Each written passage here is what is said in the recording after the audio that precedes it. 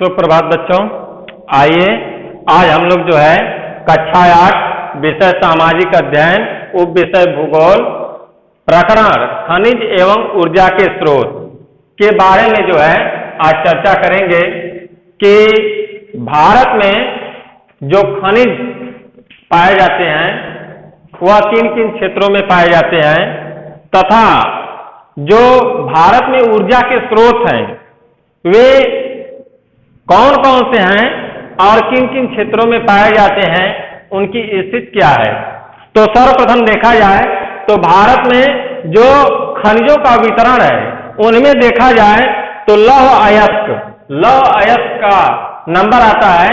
भारत लौह अयस्क के दृष्टि से जो है एक धनी राष्ट्र देश है, एक धनी राष्ट्र है और भारत न सिर्फ अपने आवश्यकताओं की लौह अयस्क से पूर्ति करता है बल्कि विदेशों को अपना लौह अयस्क निकाल करके वह निर्यात भी करता है। भारत में लौह अयस्क को देखा जाए तो झारखंड, छत्तीसगढ़, उड़ीसा, मध्य प्रदेश, गोवा, महाराष्ट्र आदि ऐसे राज्य हैं जहां पर आप पाएंगे कि लौह अयस्क की खदानें हैं और लोहा जो है निकाला जाता है। लोहा को निकालने के बाद इसे पिघलाया जाता है और कारखानों के माध्यम से कारखानों में डाल करके इसको पिघलाया जाता है और इस प्रकार से जो है फिर इसको नई नई प्रकार की वस्तुओं का आकार दिया जाता है। तो भारत में इस प्रकार से देखा जाए तो लोहे का वितरण जो है देश में इसी प्रकार से है। लोहे के लिए जो है काफी बड़े बड़े कारखानों का निर्माण भी जो है भारत सरकार ने करवाया है।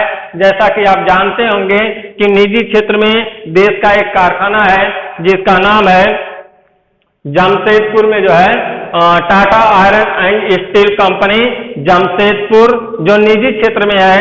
न सिर्फ वह भारत का सबसे बड़ा लोहे का कारखाना है बल्कि आप यूं कहें तो वह एशिया का सबसे बड़ा लोहे का कारखाना है।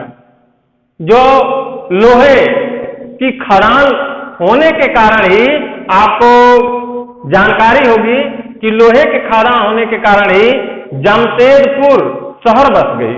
तो इस प्रकार से जो है यह देखा जाए तो लोहे की जो है वितरण जो है इन राज्यों में पाए जाते हैं।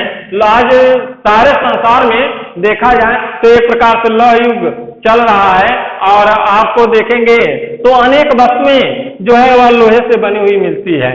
आप अपने घरों पर देख सकते हैं, अपने आसपास देख सकते हैं कि अनेकानेक वस्तुएं जो हैं वह कहीं न कहीं लोहे से बनी होती हैं। तो इसलिए हम देखते हैं कि वर्तमान समय में लोहे का जो है काफी महत्व है। चाहे वह कोई कल कारखाना हो लोहे का ही बना होता है, चाहे वह जो है हमारे कृषि के यंत्र हों तो ये लोहे का ही उनमें योगदान होता है। अनेक प्रकार के जो है कल पुर्जे हों उनमें भी लोहे का योगदान होता है। कहीं पर भी आप मकान देखें उसमें भी जो है लोहे का योगदान होता है। हर जगह कहीं न कहीं हम लोहे की उपयोगिता को जो है अस्वीकार नहीं कर सकते, इसलिए हर जगह हम देख पाते हैं कि लोहा का महत्व है और लोहे की वस्तुएं पाई जाती हैं। अब दूसरा नंबर आता है मैग्नीज का। मैग्नीज के उत्पादन में भारत जो है काफी अच्छा स्थान संसार में रखता है और मैग्नीज के बारे में यदि चर्चा की जाए तो मैग्नीज एक ऐसी धातु है जो लोहे को इस्पात बनाने में काम आती है। इसकी मांग संसार के अन्य सारे देशों में देखा जाए तो काफी होती है और इसी कारण जो है भारत मैग्नीज का जो है एक निर्यातक देश भी है। आप देखें कि भारत में मैग्नीज का जो है वितरण कहां कहां पर है, किन किन देशों में है, प्रदेशों में है, तो आप पाएंगे कि उड़ीसा, मध्य प्रदेश, कर्नाटक, महाराष्ट्र इन राज्यों में जो है बड़ी संख्या में काफी मात्रा में जो है मैग्नीज निकाला जाता है और उस मैग्नीज का जो है मुख्यतः लोहे से इस्पात बनाने में उपयोग जो हम पहले ही बतलाए हैं कि किया जाता है। तो इसीलिए सारे देशों में, संसार के सारे देशों में इसकी मांग काफी होती है। भारत सरकार जो है इसका काफी मात्रा में, बड़ी मात्रा में निर्यात भी करती है। फिर है बॉक्साइट। बॉक्साइट के बारे में आपको पता होगा कि बॉक्साइट से एल्युमिनियम धातु बनाई जाती है, एल्युमिनियम बनाया जाता है। आज इसकी उपयोगिता को नकारा नहीं जा सकता क्योंकि आप देखते हैं कि एल्युमिनियम की अनेक प्रकार की जो है हमारे पास सामान होते हैं, अनेक प्रकार के कल पुर्जे होते हैं, अनेक चीजों को जो है इसे बनाने में जो है एल्युमिनियम का प्रयोग होता है, अनेक उपकरणों को बनाने में इसका प्रयोग होता है। भारत में यदि इसकी बात की जाए तो आप पाएंगे कि झारखंड, छत्तीसगढ़, मध्य प्रदेश, महाराष्ट्र, इन राज्यों में जो है काफी बड़ी मात्रा में जो है बॉक्साइट का उत्पादन होता है। भारत इसका बहुत अधिक निर्यात तो नहीं करता है, लेकिन अपनी आवश्यकता का जो है बॉक्साइट वह खनिजों के खदानों के द्वारा जो है निकाल लेता है। इसके बाद आप पाएंगे कि तांबा झारखंड, राजस्थान, मध्य प्रदेश में काफी निकाला जाता है और इन क्षेत्रों से निकाल करके तांबे की जो है उपयोगिता भी कुछ उसी प्रकार की है। तांबे से अनेक प्रकार की वस्तुएं भी बनाई जाती हैं और भारत में तांबे का उत्पादन बहुत अधिक मात्रा में तो नहीं होता, लेकिन इसके लिए भी वही कहा जा सकता है कि कम से कम भारत अपनी आवश्यकता का कार्य जो है कर लेता है। अभ्रक के उत्पादन और निर्यात की बात की जाए तो भारत एक ऐसा राष्ट्र है जहां पर आप पाएंगे कि न सिर्फ अभ्रक का संसार का सबसे बड़ा भारत उत्पादक राज्य है, बल्कि सबसे बड़ा निर्यातक भी जो है। तो संसार में सबसे अधिक अभ्रक का निर्यात भी जो है भारत ही करता है। आप देखेंगे तो अभ्रक जो है वह विद्युत का जो है वह कुचालक होता है, तो इससे अनेक प्रकार की वस्तुएं बनाई जाती हैं। आप देखेंगे पेंट, वार्निश, दवाएं आदि अनेक चीजों में जो है कहीं न कहीं अभ्रक का प्रयोग किया जाता है। अभ्रक कई रंग का होता है और इसकी उपयोगिता को नकारा नहीं जा सकता, तो इसलिए भारत अभ्रक से जो है एक बड़ी मात्रा में जो है विदेशी मुद्रा निर्यात करके अभ्रक को जो है प्राप्त करता है। तो इन सारी चीजों को देखा जाता है। आगे देखें आप तो पाएंगे कि खनिज ऊर्जा के संसाधन में जो है हम देखें तो सर्वप्रमुख नाम आता है कोयले का।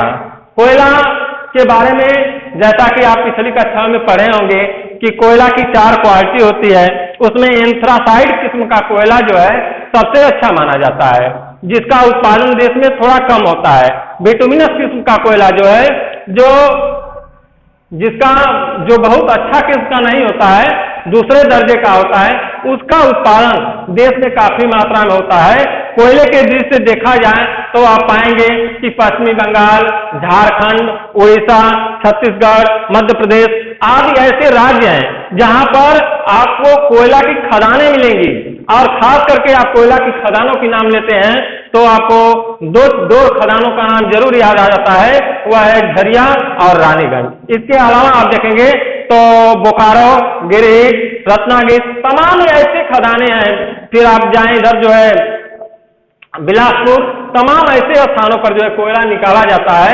तो भारत देखा जाए तो कोयला के दृष्टि से एक धनी राष्ट्र है और सिर्फ दृष्टि से नहीं बल्कि संचित राष्ट्र के दृष्टि से भी देखा जाए तो भारत एक धनी राष्ट्र है। भारत से कोयला का निर्यात जो है विदेशों को भी किया जाता है और एक बड़ी मात्रा में मुद्रा की जो है प्राप्ति होती है। कोयले के बारे में चर्चा चल ही रही है तो उसके बारे में थोड़ा जाना जाए कि कोयला की उत्पत्ति जो है वह पेड़ पौधों के दब जाने से और रासायनिक क्रिया के तहत वह हमें आग प्राप्त होता है खदानों के माध्यम से। तो यह देखा जाए कि कोयला एक समय था जब कोयला का बहुत मांग हुआ करती थी, कोयला पर ही पूरा देश आश्रित था, लेकिन धीरे धीरे अब कोयले के महत्व को जो है हम नकारने लगे और धीरे धीरे जो है हम विद्युत उत्पादन की ओर, जल विद्युत की ओर जो है हम आकृष्ट होने लगे। तो कोयले पर भार थोड़ा कम हो गया, महत्व उसका कम नहीं हुआ। इसके महत्व को देखते हुए ही जो है इसे काला हीरा या काला सोना के नाम से भी जाना जाता है, तो इसके महत्व को नकारा नहीं जा सकता। हाँ, इतना यह है कि इस पर जो हम आश्रित हुआ करते थे, बहुत अधिक आश्रित हुआ करते थे, तो अब उतना आश्रित नहीं है। तो यह चीज देखने को मिल रही है। इसके अलावा देखा जाए खनिज तेल के मामले में भारत जो है अधिक तो न कहें लेकिन इतना हम जरूर कह सकते हैं कि भारत अपनी आवश्यकताओं की पूर्ति पूरा देश से नहीं कर पाता है, अर्थात लगभग अपनी आवश्यकता का 65% खनिज तेल का उत्पादन तो करता है, शेष वह विदेशों पर निर्भर रहता है और वह जो है अमेरिका, सऊदी अरब, इराक, ईरान यानी खाड़ी देशों पर काफी आश्रित होता है खनिज तेल के लिए और वहां से जो है आयात करना पड़ता है। तो इस मामले में देखा जाए तो भारत को बहुत बड़ी मात्रा में जो देश की मुद्रा है वह चुकानी पड़ती है और यह एक भारत की बहुत बड़ी कमजोर कड़ी के रूप में साबित होता है। खनिज तेल के बारे में भी चर्चा किया जाए तो पाया जाएगा कि असम, गुजरात, असम में जो है नारकटियागंज, डिगबोई, गुजरात में देखा जाए तो आप पाएंगे खंभात, अंकलेश्वर क्षेत्र, महाराष्ट्र में देखा जाए तो मुंबई हाई, ये ऐसे खनिज तेल के क्षेत्र हैं जहां पर खनिज तेल भारत में निकाला जाता है। लेकिन इन सारी चीजों को देखते हुए हम यही कह सकते हैं कि जितना भी निकाला जाता है उससे हमारे देश की पूरी आवश्यकताओं की पूर्ति नहीं हो पाती। देश में तमाम तेल शोधनशालाएं हैं जो विदेशों से या देश से तेल आता है तो उसमें जो है तेल शोधनशालाओं में डाला जाता है और उससे फिर जो है कई भागों में उस मशीनों के द्वारा कई भागों में बांट दिया जाता है। ग्रीस, मोम, डीजल, पेट्रोल, मोबिल, तमाम चीजें जो उसमें का कचरा होता है सब जो है मशीनें छांट देती हैं, फिर उनको हम अलग अलग स्थानों पर अलग अलग तरीके से डिसाइड करने का कार्य करते हैं। जल विद्युत के बारे में जैसा कि हम पहले ही चर्चा किए कि आज पूरा देश जल विद्युत पर आश्रित है और देखा जाए तो जल विद्युत का देश में इतना महत्व बढ़ गया है कि बिजली एक दिन के लिए गुल हो जाए तो सभी लोग परेशान हो जाते हैं। तो इस चीज को देखा जाए आज सारी चीजें जो है लगभग वह विद्युत पर ही निर्भर हो चुकी हैं। तो जल विद्युत के महत्व को वर्तमान में नकारा नहीं जा सकता। यह मुख्य देश हमारे देश में आज यूं कहें तो एक आधार का कार्य कर रही है। इसके अलावा आप देखेंगे तो परमाणु ऊर्जा का उपयोग आप जानते हो कि यूरेनियम, थोरियम आदि ऐसी धातुएं हैं जिनसे हम परमाणु ऊर्जा का प्रयोग करते हैं। इससे अब विनाशकारी चीजों का भी जो है प्रयोग होने लगा है जिसका भारत कभी समर्थन नहीं करता। आप देखेंगे कि परमाणु बम इत्यादि बनाने का जो कार्य जो है इन्हीं परमाणु ऊर्जा की धातुओं से ही होता है। तो भारत इसका कभी समर्थक नहीं रहा है, शांति का सदैव समर्थक रहा है, लेकिन इससे भी ऊर्जा प्राप्त की जाती है। हम सकारात्मक क्षेत्रों की ओर यदि इसका ध्यान इसको सकारात्मक में ले जो है तो निश्चित तौर पर परमाणु ऊर्जा का प्रयोग में जो है भारत काफी आगे जाएगा। इसके अलावा आप देखेंगे तो यह ऊर्जा के पारंपरिक स्रोत रहे। ऊर्जा के गैर परंपरागत स्रोतों में देखा जाए तो आप पाएंगे कि सौर ऊर्जा, ज्वारी ऊर्जा, भूतापीय ऊर्जा, पवन ऊर्जा, बायोगैस आदि ऊर्जा के गैर परंपरागत स्रोत है।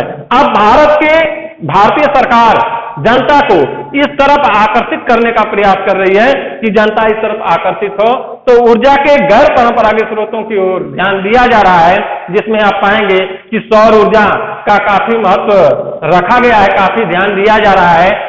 आपके गांव में, शहरों में, तमाम स्थानों पर अब सौर ऊर्जा से संबंधित लाइटें मिलेंगी, सौर ऊर्जा से संबंधित तमाम जो है नलकूप मिलेंगे। तमाम चीजों पर जो है अब इधर जो है ध्यान देने का सरकार प्रयास कर रही है और आने वाले भविष्य में जो है ऊर्जा के जो गैर परंपरागत स्रोत हैं इन्हीं पर जो है पूरा देश, पूरा संसार आश्रित होने वाला है। तो आज बस इतना ही, यह लेसन रहा है आपका जो है खनिज एवं ऊर्जा के स्रोत। ये इस लेसन में यही सारी चीजें रही। अगले दिन फिर आपको नोट्स दिया जाएगा, आप अपनी तैयारी में सदैव लगे रहें। धन्यवाद।